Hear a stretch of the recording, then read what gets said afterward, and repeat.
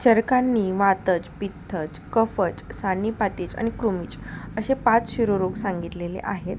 तर सुश्रुतांनी वातज, पित्तज, कफज, सान्निपातीज, कृमीज, रक्तज हे प्लस सूर्यावर्त, अर्धावभेदक आणि शंखक इथपर्यंत वाग्भटांनीही सेम तेच सांगितलेले आहेत शिरोरोग.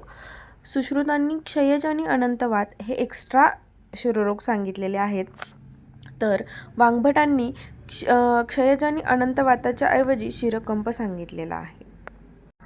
रक्तज शिरोरोगापर्यंत आपल्याला लक्षात राहू शकतं, पण पुढे सूर्यावर्त, अर्धावभेदक, शंखक आणि क्षयज अनंतवात ह्यासाठी मी एक ट्रिक बनवलेली आहे.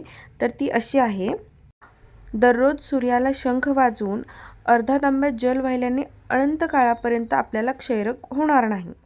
आपण वाग्भटांचे कपालगत रोग पाहूयात आपण. अरुषिका नावाच्या मुलीने दारू पिल्यामुळे इंद्रदेव तिच्यावर कुपित होऊन तुझे केस गळतील व पांढरे होतील, तसेच तुला विद्रदी अर्बुद पिटिका होईल असा श्राप देतात.